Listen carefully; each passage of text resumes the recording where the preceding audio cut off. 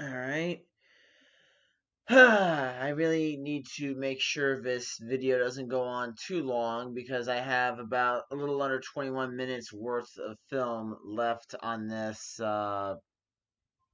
folder. So, with that being said, I'm going to jump right into this week's review, which is of the 1981 cult classic that launched a franchise, The Evil Dead. And the one thing I might want to say about this movie is that I mentioned this earlier in my Evil Dead 2 review is that the production for the first movie, it's basically a story in and of itself. And considering the popularity of the movie The Disaster Artist, the book about how the movie got made, and the movie about how the room got made, I think it would be interesting to do a movie about a film that actually had a positive impact on people. That'd be kind of interesting. So, with that said, the basic plot for those of you who have heard of Evil Dead but aren't totally familiar with the storyline is that it's really a very basic horror movie setup. A group of friends go to this remote location and all hell breaks loose. And that's the most basic abridged version or summarization of the movie that I could possibly give, to be honest. And no, the time limit is not a factor. So, yeah, I think what most people might be thrown by is that well, I think most people know the character Ash from not from Pokemon, but they might be aware of the character Ash with the chainsaw hand, the boomstick, and the one-liners. But in this movie, Ash is more of a reserved, laid-back everyman, and he doesn't really become a proactive fighter against the demons until near the end of the movie. Because I remember when I first saw this movie, it was a few years ago, and I remember I was like, "Where's the chainsaw?" You know, where's the groovy line? Where's him saying "swallow this" to the demon while blowing the thing's head off? I'm like, what is this? You know, but the movie, this one is more of a straight up horror film. And even though I knew what was going to happen, and even though I've seen plenty of reviews about the movie, I think this is probably one of the scariest, if not the scariest, movie to come out of the '80s. And I'm saying that even though the movie has a ham sandwich budget to work with, but the acting, even though it wasn't great, they did a really good job. The actors Bruce Campbell, Ellen Sandweiss, Hal Dietrich, um, Betsy Baker, all those actors. There's really only five characters in the movie. And all the actors did a good job. And considering the fact that they didn't have a whole lot of experience professionally at this point, it's definitely a very it's not like Citizen Kane in terms of that amount of being impressive, but for a first start, it's one of those movies where it's like there is some clumsiness with the camera handling, and sometimes the acting is hard to tell if it's good or bad. But overall, I definitely think this was a good start.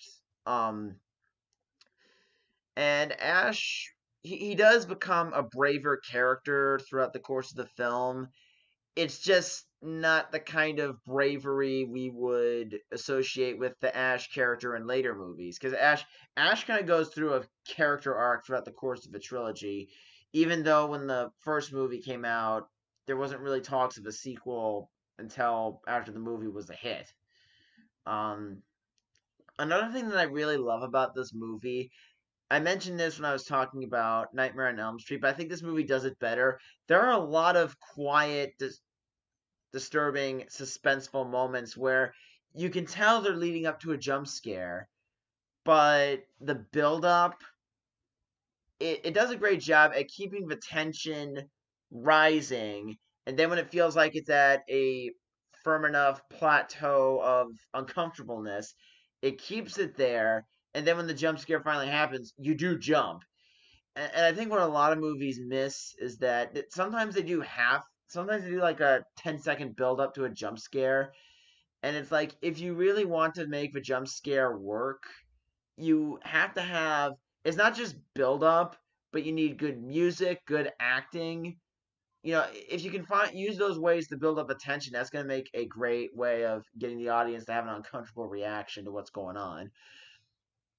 And this is probably, again, the effects aren't that great, but this is definitely one of the goriest movies I've seen in terms of horror films. I think the goriest film I've seen is probably Saving Private Ryan, and that was a war film, but you can definitely tell there was a lot of passion and there was a lot of fun. Well, I mean, not okay, maybe not fun, but there was a lot of hard work that went into it. And honestly, I kind of feel like that the evil spirits from the Book of the Dead, I feel like they were already released when no the archaeologist Raymond Noby recited the passages on the tape recorder.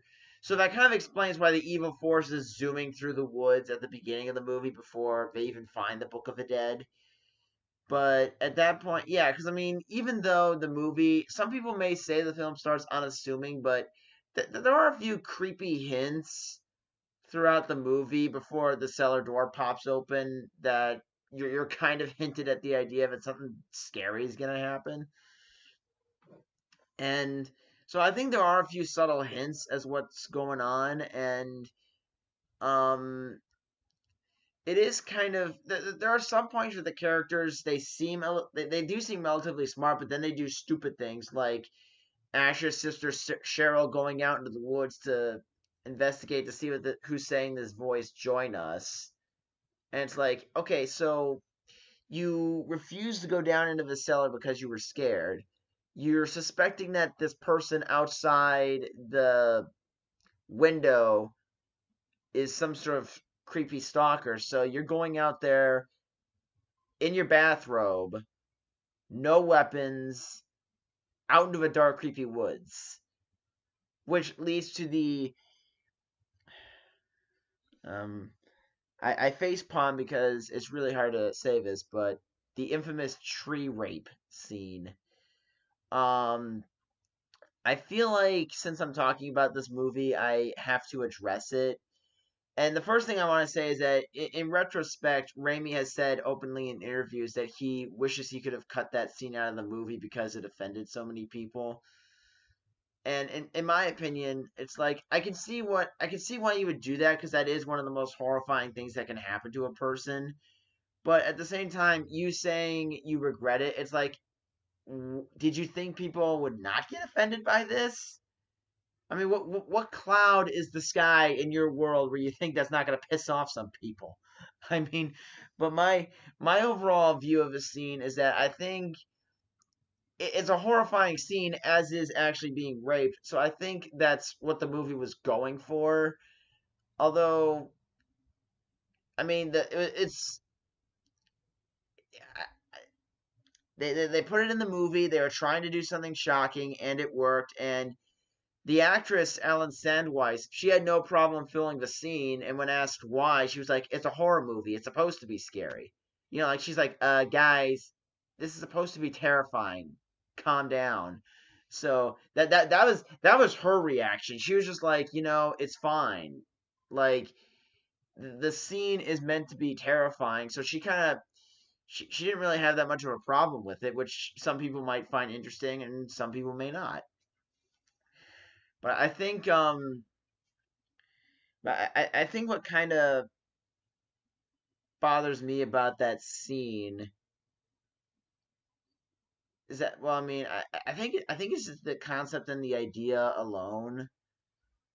But from what I've heard, the creators were trying to make a shocking horror film, and I think when you add a scene like that in, I think the shock value button is being slammed down hard on the panel, and that's eventually what starts everyone getting be possessed and people getting picked off one by one. And honestly, the one thing I really do like about the movie is that it doesn't pull any punches. It gets really aggressive with how violent it is because there are a lot of scenes where people are getting maimed, slashed, injured. Honestly, if this movie had a bigger budget, if it had like the budget of say the Nightmare on Elm Street movies, I think this movie would be almost unwatchable of how realistic and how gory the effects were. But it's definitely it's definitely one of those movies that if you're watching it for the first time and you're watching it in the dark, you're definitely gonna have a tough time sleeping. I mean, I've seen the movie twice, watched a lot of reviews of it online, and I had a tough time sleeping last night. You know, I mean, I wasn't as scared of it as I was the first time, but I still felt uncomfortable being in pitch black at like 12:30 in the morning. But overall, I think this movie is one of those films that you need to see it to believe it, you know, and it led to a very successful franchise, which oddly enough does not have as many sequels as like Nightmare on Elm Street or the Friday the 13th, which seems like those movies came out once a year after the first film. But I think what's interesting about this movie is that there are some funny scenes in it that are kind of subtle, and it is funny how Raimi looked over the tape after it was released and decided to make the second movie more comedic. And that's pretty much all I have to say about the review. So I think Evil Dead is a I think um Stephen King said it best. It was the most ferociously original horror film.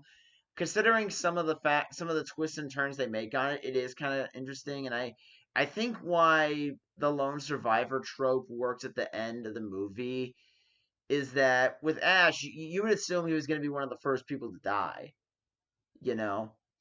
But the fact that he survives at the end is kind of surprising. And honestly, I was getting a little misty eyed at certain parts of the movie because I felt sad for Ash because of the friends that he had lost.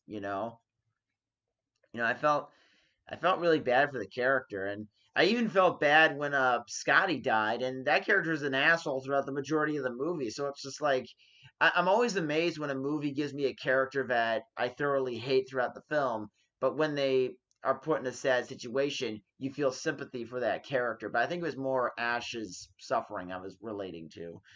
So I mean, if you haven't seen this movie and you're really into 80s horror films, you're not going to be disappointed.